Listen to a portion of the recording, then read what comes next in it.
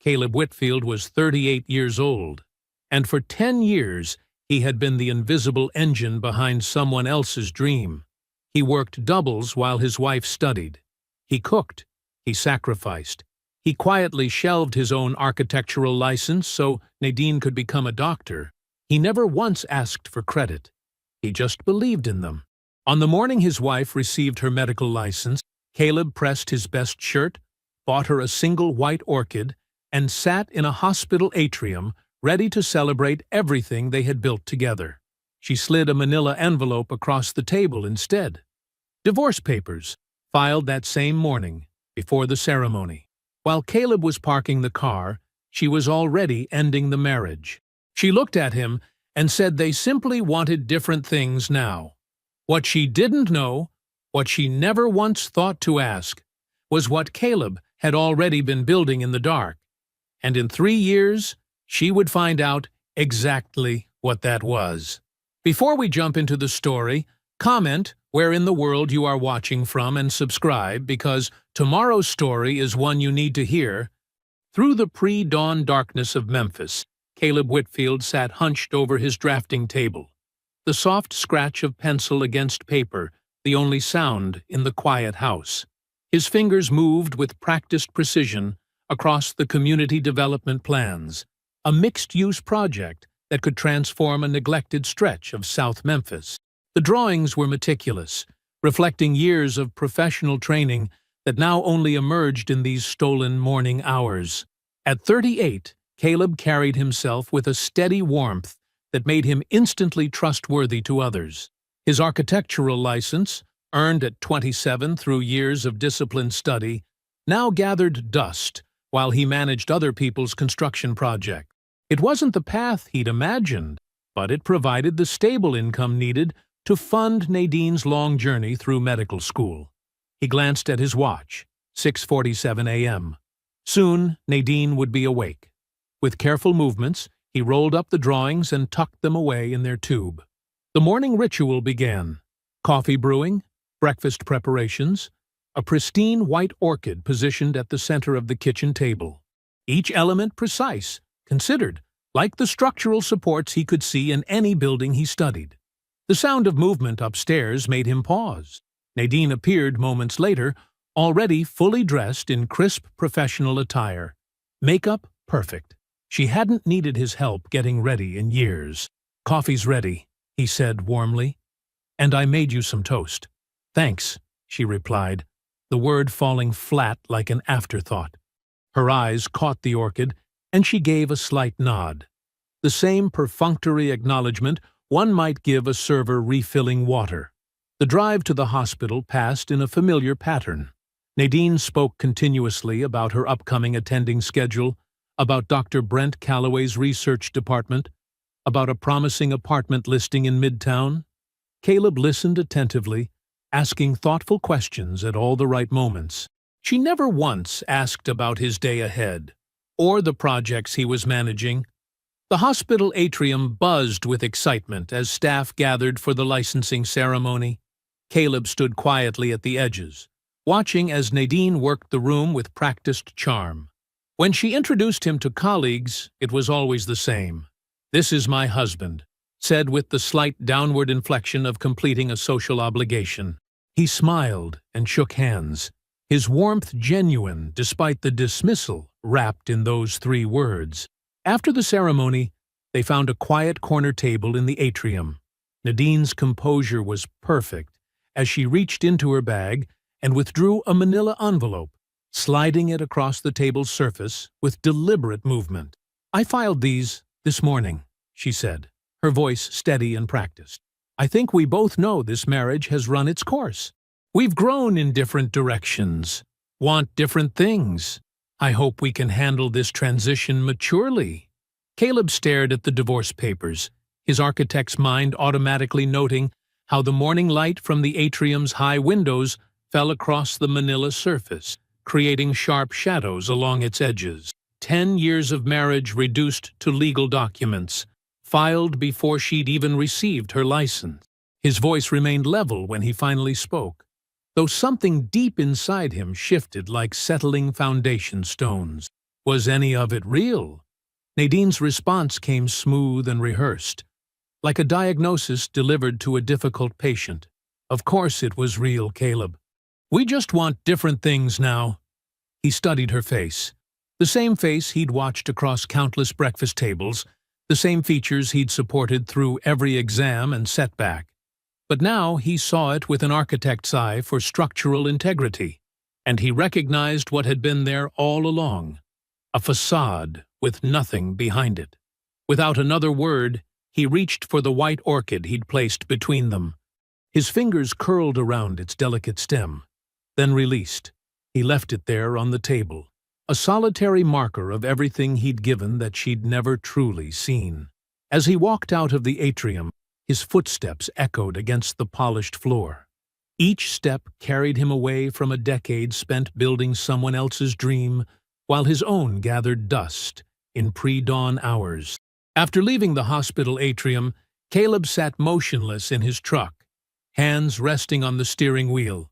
The concrete walls of the parking garage held the morning silence like a vault. He wasn't crying. His breathing remained steady. His mind worked like it did when examining structural problems, methodically breaking down each element, analyzing where the support had failed. 45 minutes passed as he sat there, the fluorescent lights casting harsh shadows across the dashboard. The divorce papers weren't a surprise. Not really. They were just confirmation of something his architect's eye had seen forming in the foundation years ago. Hairline cracks that had been spreading beneath the surface while he kept trying to patch them over. What he needed now was his father. Walter Whitfield's quiet presence had always been the truest north in Caleb's life.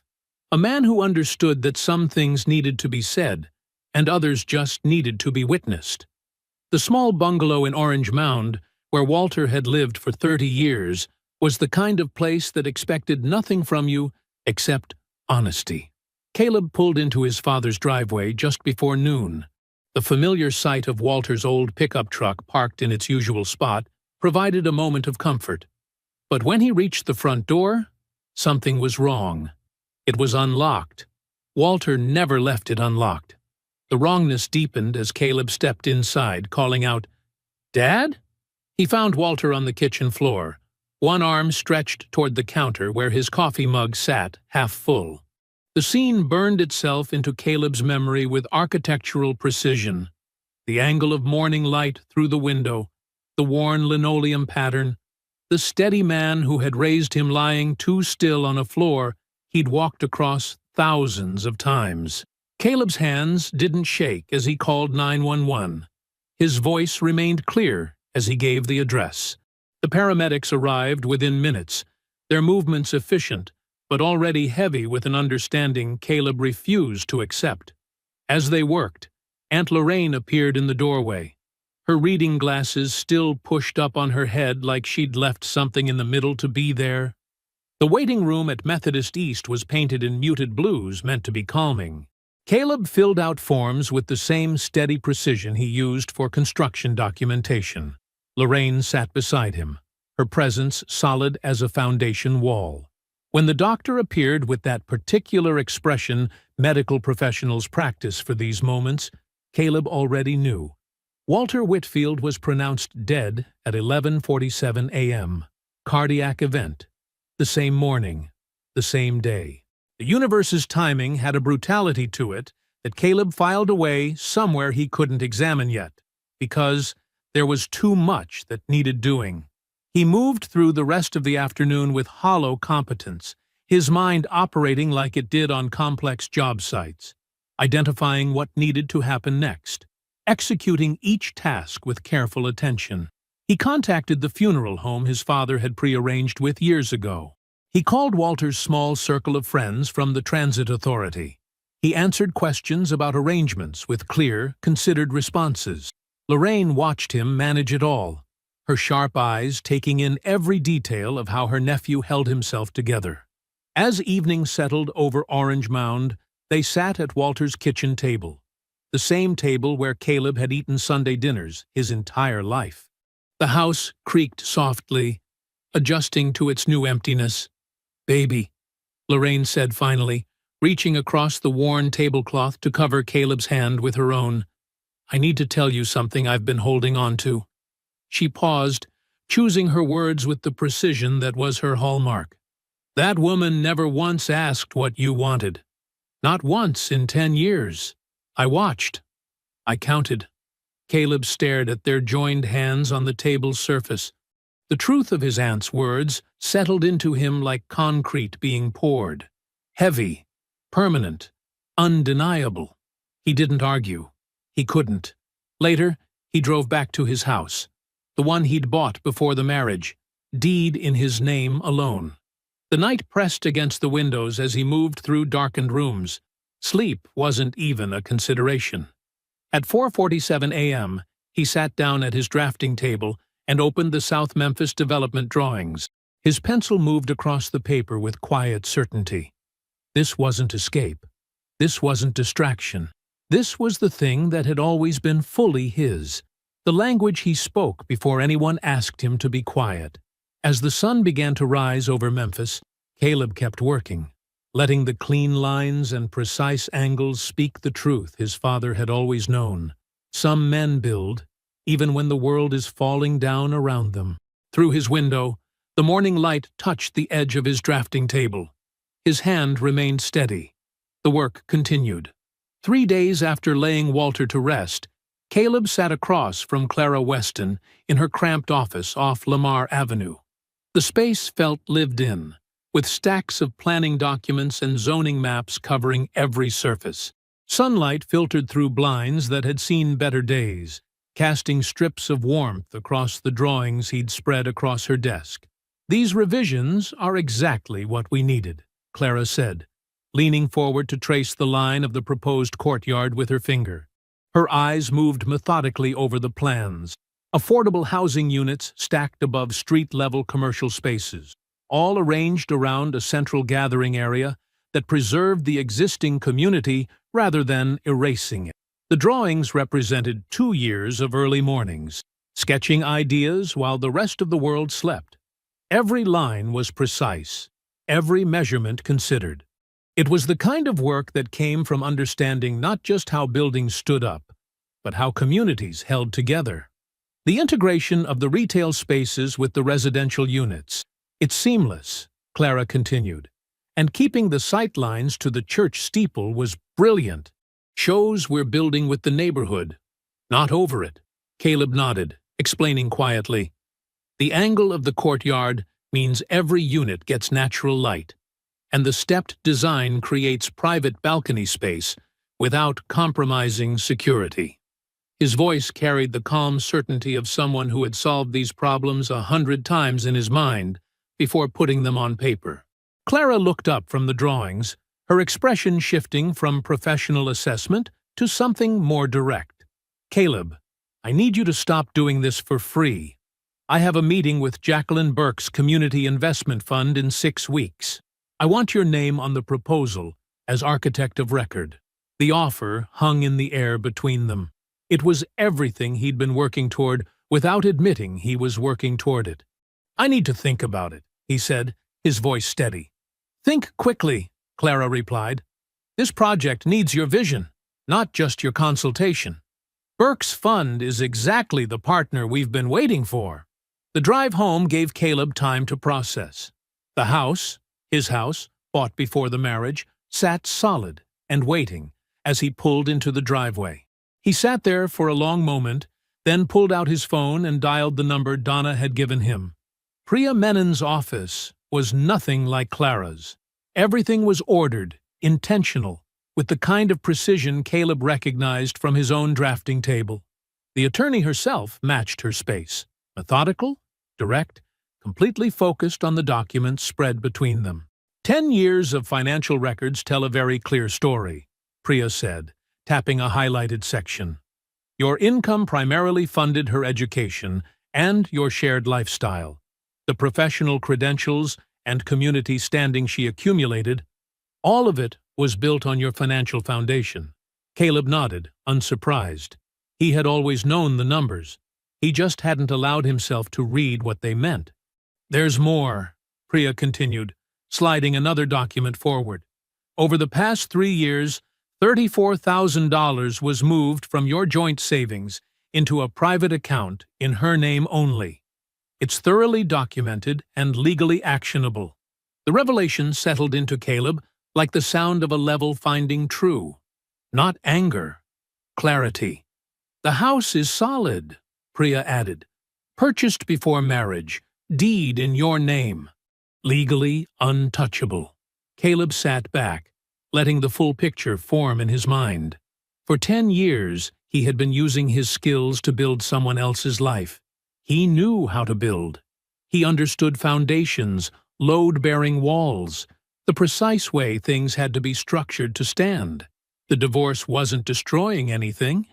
It was creating space. Standing in his driveway again, Caleb pulled out his phone and called Clara. His voice was quiet, but certain. Put my name on the proposal. After hanging up, he walked into the house and straight to the spare bedroom. The space had good bones, high ceilings, natural light from 2 windows. He could already see it. Drafting table centered under the north window, flat files along the east wall, reference books on built-in shelves. He drove to the hardware store, filled his truck with lumber and supplies. By evening, he was building the first set of shelves, measuring each cut with the same precision he brought to his drawings. The smell of fresh-cut wood filled the room as the studio began taking shape. Each shelf and surface an assertion of purpose. The work continued into the night, solid and steady, like his father had taught him. Build it right the first time. Make it last. The morning light filtered through the diner's windows as Caleb slid into the booth across from Donna Price. She had already ordered coffee for both of them. Black for her, cream for him. The way colleagues learn over 11 years of site meetings and project reviews. You're looking better, Donna said, studying him over the rim of her cup. Her direct gaze carried the weight of someone who had watched him navigate harder things than most people knew about. Getting there, Caleb replied, adding a packet of sugar to his coffee. Thanks for meeting early. I wanted to talk about that investment fund connection you mentioned, the one Clara's been trying to reach. Donna set her cup down carefully. We'll get to that. But first, I need to tell you something I've been carrying for too long. The waitress approached with menus. Donna waved her off with a practiced gesture. Caleb recognized the shift in her posture, the way she straightened slightly, the way her hands folded on the table. Whatever was coming had been rehearsed. 18 months ago, I saw Nadine at Marciano's downtown, Donna began. She was with a man. Not at the bar, not in the main dining room, in one of those corner booths with the high backs. The kind you request when you don't want to be seen. Caleb's expression didn't change. He waited. It wasn't a colleague dinner, Donna continued. I know what those look like. This was intimate. The way she leaned in, the way he touched her hand. I stood there for 5 minutes, watching, trying to decide if I should tell you. And you decided not to, Caleb said. Not an accusation, an observation. I wasn't certain. I only saw them from an angle. And you seemed, she paused, stable, managing. I didn't want to be the grenade in your life on a maybe. Donna reached for her phone, tapped through several screens. But then, last week, I saw this. She turned the phone toward him. The Memphis Methodist staff directory glowed on the screen. Her fingers scrolled down to a photo and name. Dr. Brent Calloway, Department of Orthopedic Surgery. Transferred from Nashville Methodist 14 months ago, Donna said quietly. Senior attending physician there before that. Caleb absorbed this silently. The math was simple. Nadine's final residency rotation in Nashville, 2.5 years ago. Calloway would have been in a supervisory position. The timeline stretched back well before the divorce papers, through months of Caleb paying tuition bills and packing lunches and believing in a future that was already gone. He took a slow sip of coffee. Were they obvious about it? After he transferred here? That's your only question? The only one that matters right now. Donna shook her head, a mixture of frustration and respect crossing her face. About the investment fund, Jacqueline Burke's group has been looking for exactly this kind of community-centered development. I can make the introduction this week. Thank you, Caleb said. That would help Clara's timeline significantly. That's all you're going to say? About any of this? Caleb looked out the window for a moment, then back at Donna. His voice was steady. What would saying more change? The question hung between them. Donna studied him, really looked at him, and something in her expression shifted from concern to understanding. This wasn't denial or suppression. This was discipline. I'll email Burke's office today, she said finally. You'll have a meeting date by Friday. I appreciate that. Caleb pulled out his wallet and placed money for both coffees on the table. I should get to the site. We're pouring concrete on the East Foundation this morning. That evening, in his newly built studio, Caleb worked on the presentation drawings until midnight. Each line was crisp and intentional, each measurement precise. The community courtyard took shape under his pencil. Not just a space, but a statement about what could be built when someone understood both structure and people. He didn't mention Brent Calloway's name. Not that night. Not in the days that followed. When Clara's email arrived with the confirmed meeting date, he responded with professional efficiency and returned to his drafting table. The drawings demanded his full attention. He gave it without reservation. The proposal. The investment fund's conference room felt different from the usual construction site meetings. Floor-to-ceiling windows overlooked downtown Memphis, and the long table gleamed like polished stone. Caleb adjusted his tie, the dark blue one Walter had given him 3 Christmases ago, and began laying out the drawings with Clara beside him. Jacqueline Burke entered with 2 fund associates. She was shorter than Caleb expected, but her presence filled the room immediately. She wore a tailored charcoal suit and carried herself with the authority of someone who had been evaluating million-dollar proposals for decades. Ms. Weston? She nodded to Clara, then turned to Caleb. Mr. Whitfield, show us what you've designed. Caleb unrolled the first drawing, the site plan that had taken shape across months of pre-dawn sessions at his kitchen table. His voice was steady as he walked them through the vision.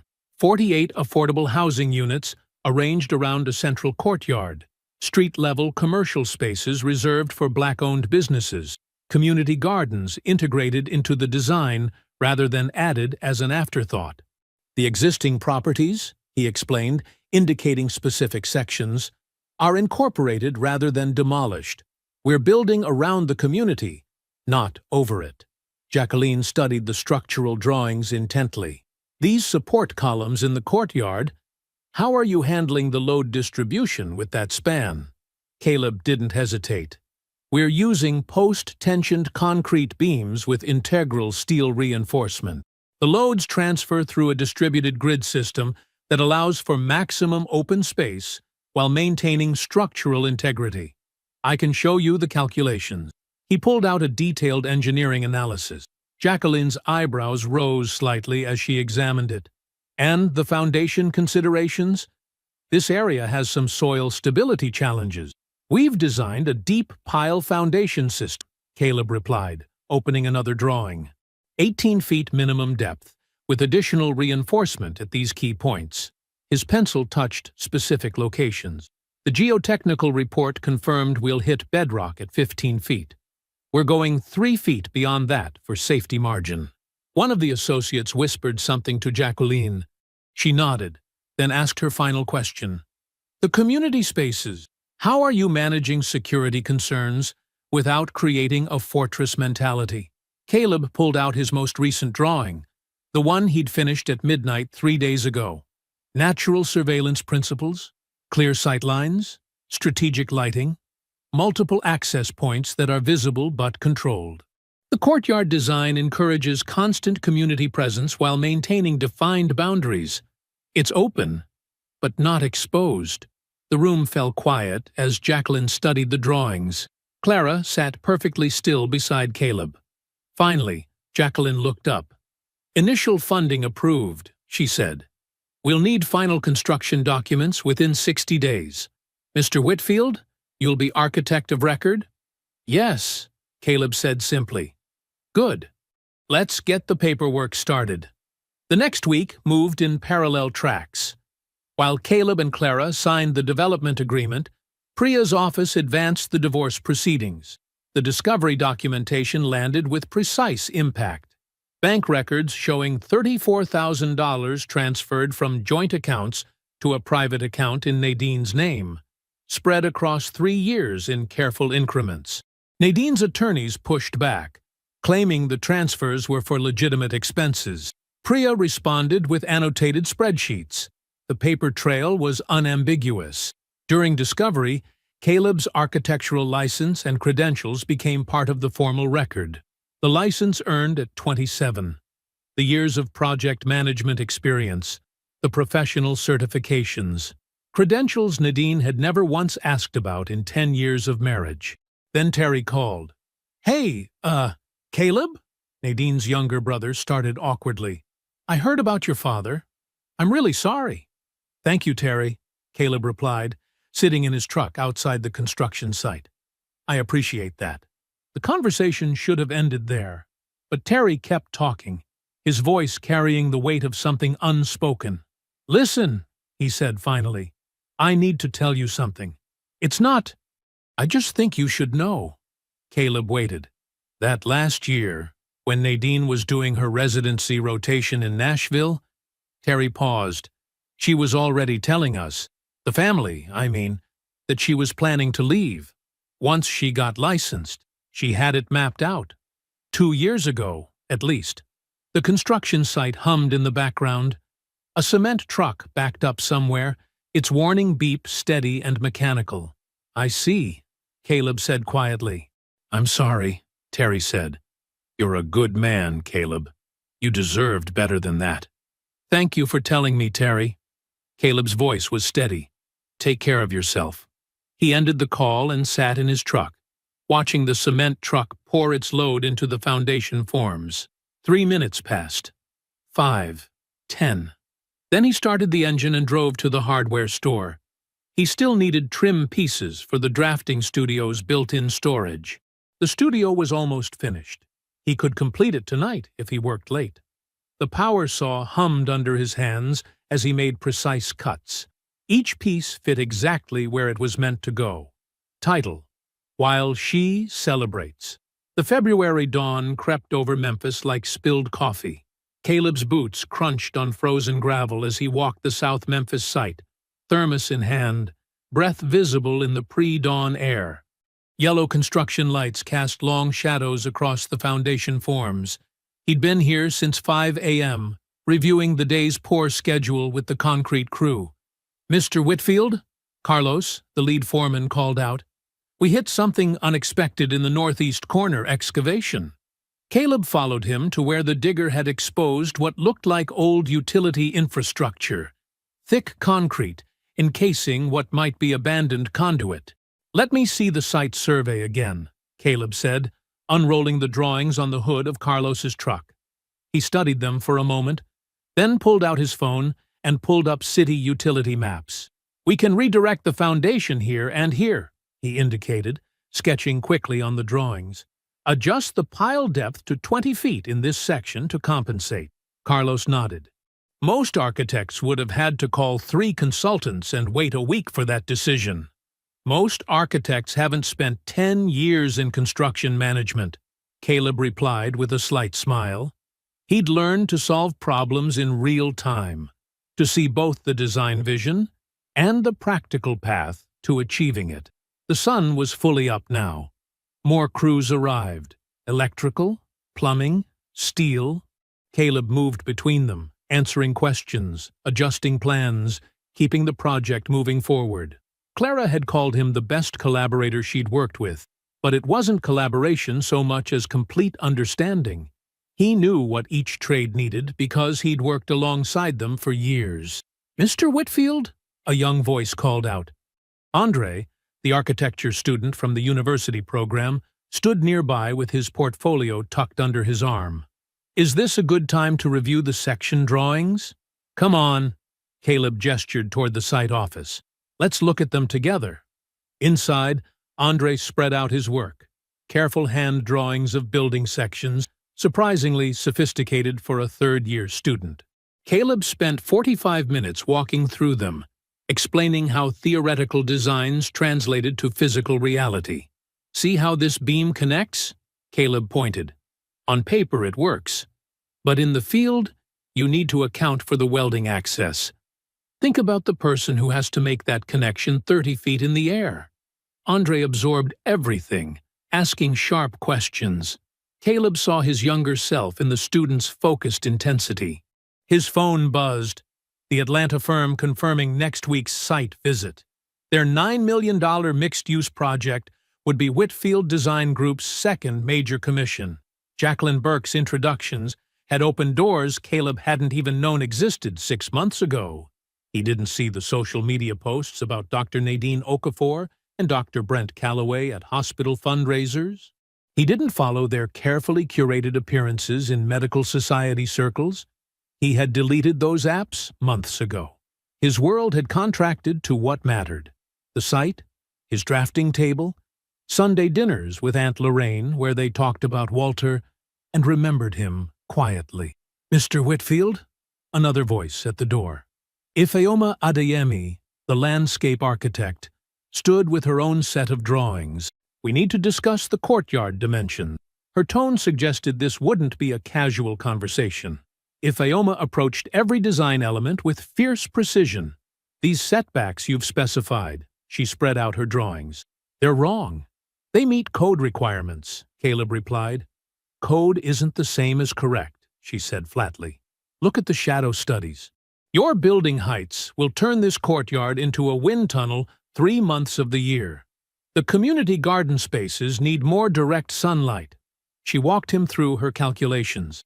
Each point was specific, technical, and irritatingly well documented. "The structural grid is already set," Caleb argued. "Changing these dimensions means redesigning the support system." "Then redesign it," Ifeoma said simply.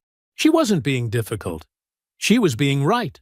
After 12 hours on site, Caleb sat at his drafting table at home, Ifeoma's comments forcing him to reconsider the courtyard configuration. The redesign would mean late nights, but her analysis was correct. The space needed to serve the community, not just satisfy building code.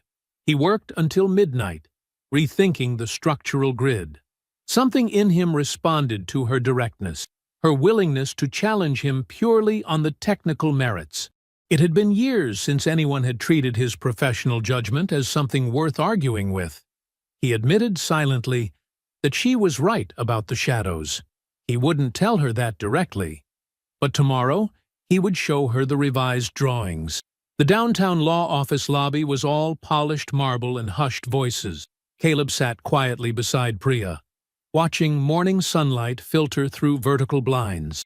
She reviewed documents with precise, unhurried movements, arranging them in careful sequence. "Remember," Priya said quietly, "let me do the talking. Your job is to sit there and be exactly who you are."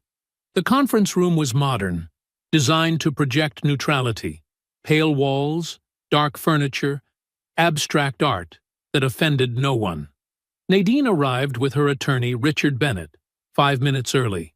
She wore a charcoal suit that probably cost what Caleb used to make in 2 weeks of construction management. Her hair was smoothed into a perfect chignon, her makeup flawless.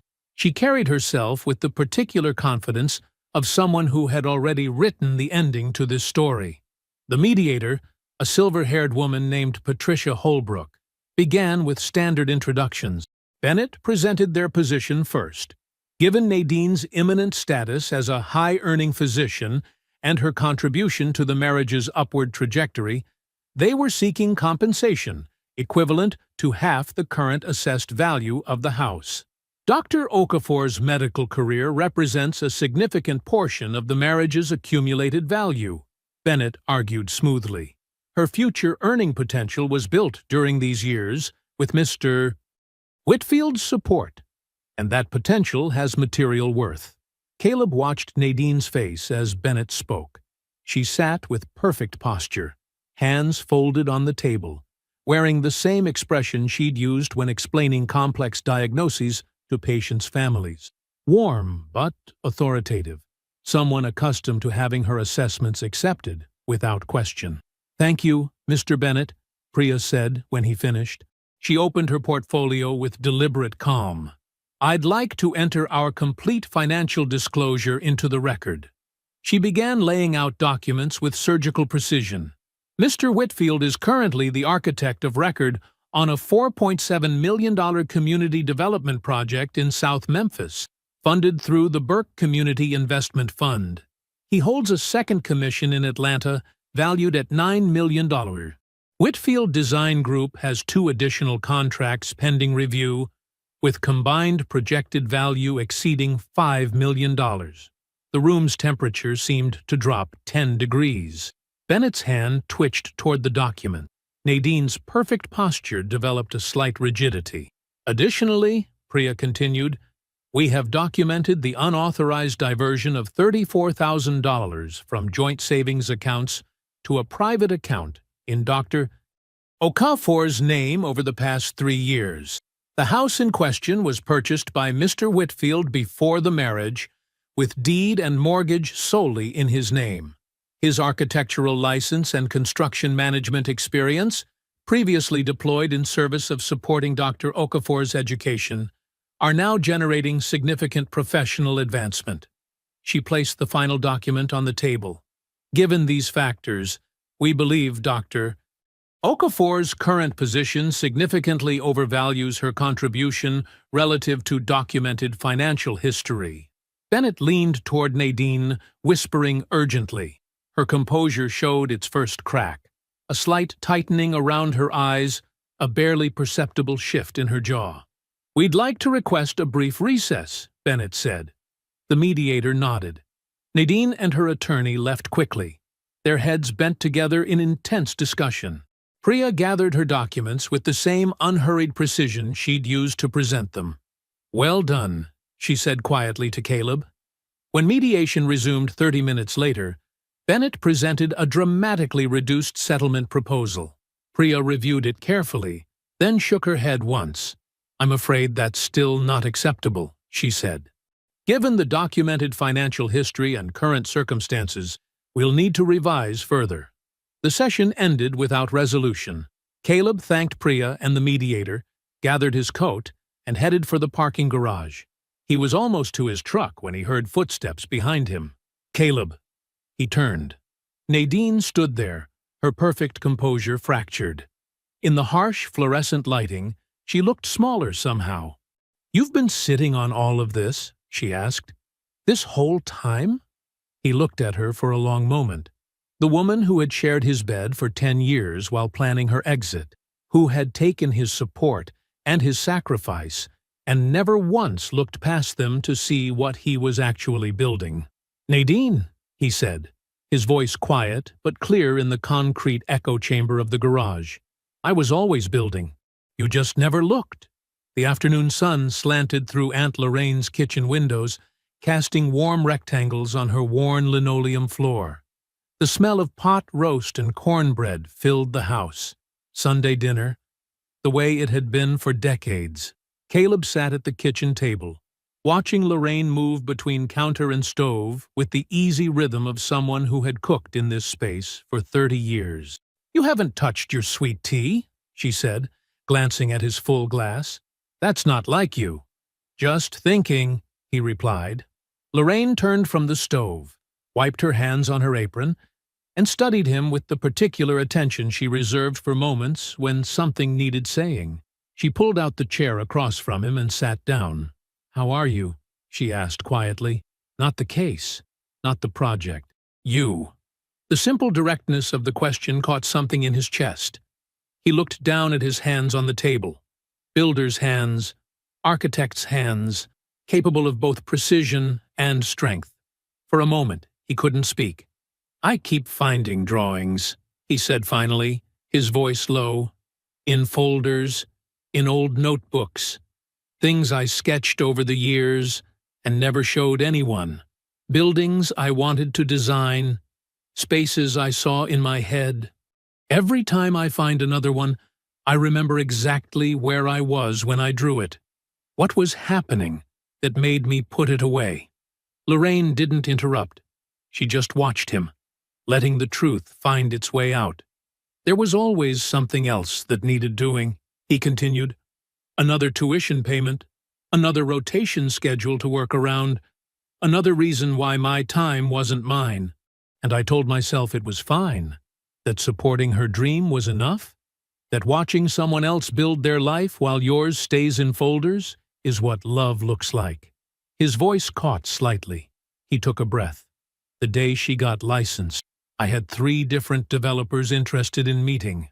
Real opportunities.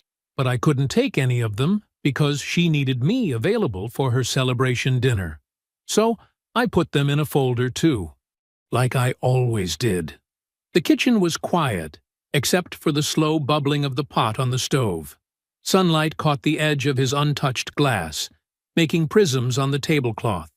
Last week, I found sketches from 2018, a community center design I did during my lunch breaks at the construction site. I remember being so excited about it. I showed it to her one night while she was studying. She glanced at it for maybe 3 seconds and said, "That's nice, honey," without really looking, then asked me to make her some tea and be quiet so she could focus. Lorraine's face held a complicated mix of anger and grief. "Why didn't you say something sooner, baby?" "Because saying it would have meant admitting how much it hurt," he said simply. And I wasn't ready to know that about myself. Or about her. He ran a hand over his face. 10 years, Aunt Lorraine. 10 years of putting every dream I had in folders while she built her life. And the whole time, she was already planning her exit. Already seeing someone else. Already decided I wasn't enough.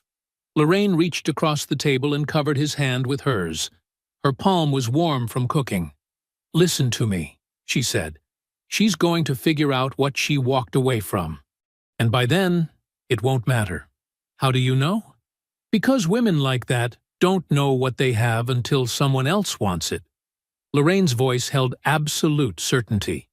"And by then, if you're smart, which you are, you'll be so far past her she won't even be able to see where you're standing." The drive home was quiet. Caleb thought about Ifeoma on the build site. The way she challenged every one of his design decisions with precise, technical arguments that forced him to defend his choices. The way she laughed without apology when she caught him in a logical inconsistency. The way she treated his professional opinion as something worth arguing with. He wasn't ready for anything. The divorce wasn't even final. But he felt something he hadn't felt in years. A kind of openness, like a door unlocking. He noted it, acknowledged it, and let it be what it was. Not an ending or a beginning, just a quiet shift in the light. The following week, the divorce was finalized with no drama, just clean paperwork and clear terms. The house remained his. The diverted assets were accounted for. Nadine accepted a modest settlement that reflected documented reality rather than her expectation. Caleb drove home from the attorney's office, changed into work clothes, and went directly to the build site. He worked until the sun set, losing himself in the precise satisfaction of seeing something real take shape under his hands. The mid-morning sun streamed through the windows of Roots Coffee in Midtown Memphis, casting long shadows across the polished concrete floor. Caleb arrived 5 minutes early, chose a corner table with clear sight lines to both exits, and ordered black coffee. His calmness surprised him. Not forced, just present. When Nadine walked in 14 months after their divorce, Caleb noticed 3 things immediately.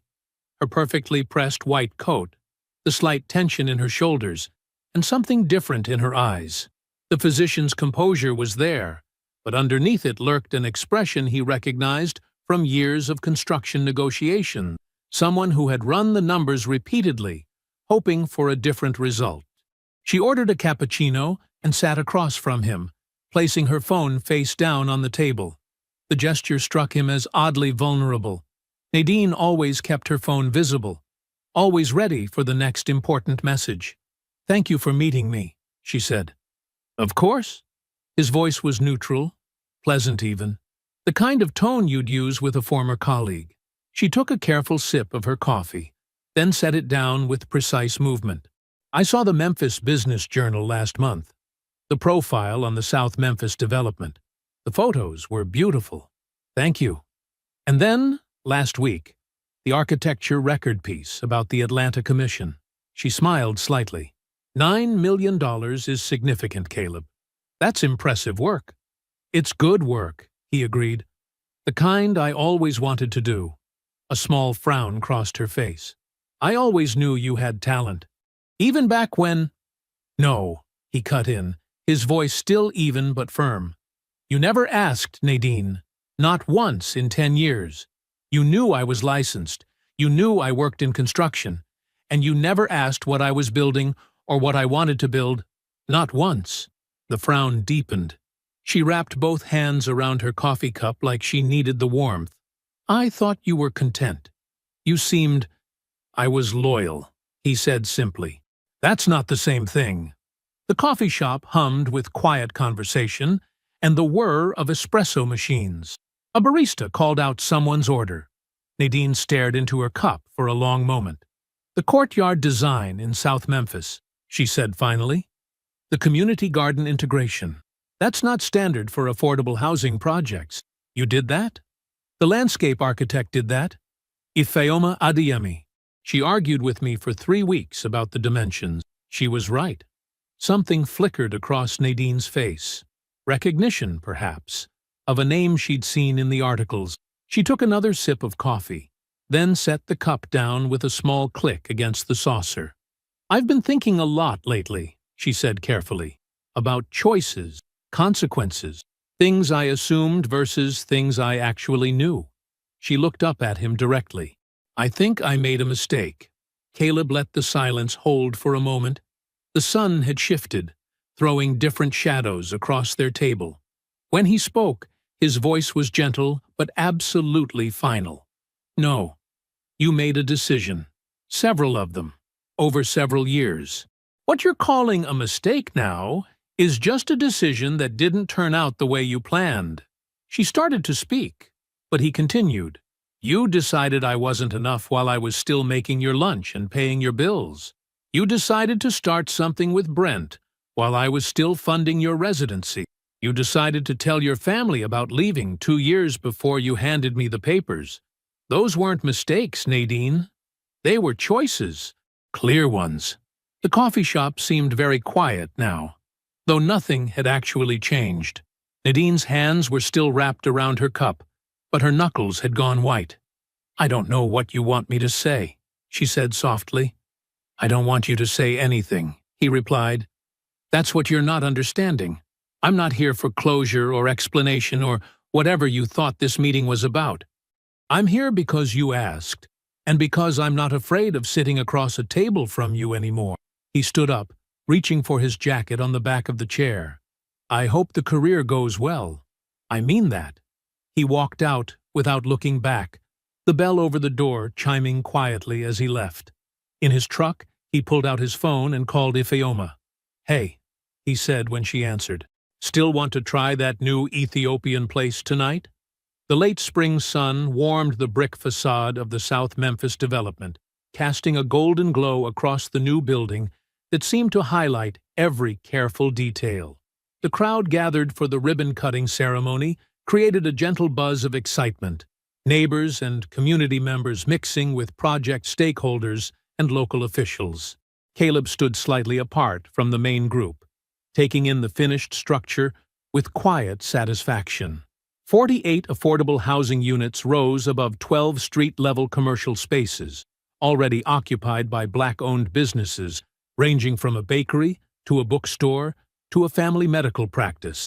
The central courtyard, with its carefully planned community garden, had already drawn residents out to plant early summer vegetables. At 41, Caleb carried himself with the earned confidence of someone who had built something real. His suit was well-tailored, but not flashy, the kind of subtle quality that spoke of careful choices rather than show. The Regional Architecture Award sitting on his drafting table back at the office meant less to him than the sight of children playing in the courtyard space that morning. Whitfield Design Group now occupied a renovated warehouse space in downtown Memphis, with a satellite office in Atlanta run by a 3-person team he had personally trained. The firm wasn't huge, but it was respected, the kind of respect that came from years of delivering excellent work and treating people right. They had a waiting list of potential clients, but Caleb still took time to mentor young architects like Andre, who now had his own desk in the Memphis office. Ifeoma moved through the crowd with practiced ease, her bright yellow dress a splash of sunshine against the brick. She stopped to explain features of the garden design to interested attendees, her hands moving expressively as she detailed the thoughtful integration of community needs into every aspect of the space. 14 months together, and she still challenged him daily, most recently over dinner last night, debating the merits of different approaches to sustainable urban development until the restaurant closed around them. Donna appeared at his elbow, squeezing his arm affectionately. "Another set of developers called me this week, asking about you," she said with a knowing smile. "I told them to get in line." "You don't have to keep sending referrals," he reminded her. "I know. I just like watching you turn them down." They shared a quiet laugh. Aunt Lorraine would be proud when she saw this at Sunday dinner. Their twice-monthly tradition now included Ifeoma, who had won Lorraine over completely by bringing homemade jollof rice and matching her straightforwardness comment for comment. Somewhere across town, Nadine was probably at Memphis Methodist, carrying on with a life that had turned out differently than she planned. The HR review into her relationship with Brent Calloway during her Nashville residency had concluded months ago. No dramatic firing, just a formal notation in her file, and a subtle cooling in her professional reception. Calloway's position had become similarly complicated. The whispered questions about supervisor-resident relationships, creating the kind of cloud that never quite dissipated. She was a good doctor. That had never been in question.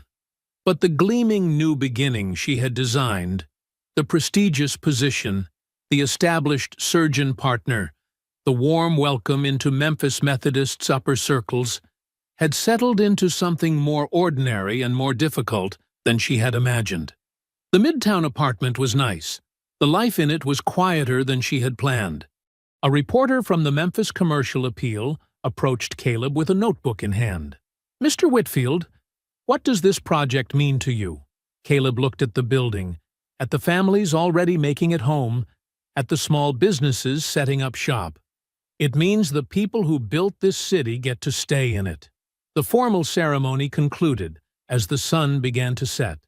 Most of the crowd had dispersed, but Caleb remained in the courtyard, studying how the fading light played across the carefully chosen materials. Footsteps approached behind him, and Ifeoma appeared at his side, offering a glass of water. "You're proud," she said. "Not a question, but an observation." "I've been building toward this my whole life," he replied. She smiled, understanding completely. "I know. I read the blueprints." His answering smile reached his eyes fully, completely, the expression of a man standing exactly where he had always meant to be. Some men wait to be recognized. Caleb had stopped waiting long before she handed him the papers. He was already building. She just never asked to see the plans. I hope you enjoyed that one. Be sure to like the video and subscribe so you don't miss the next story. I've picked out 2 more for you that I think you'll really like.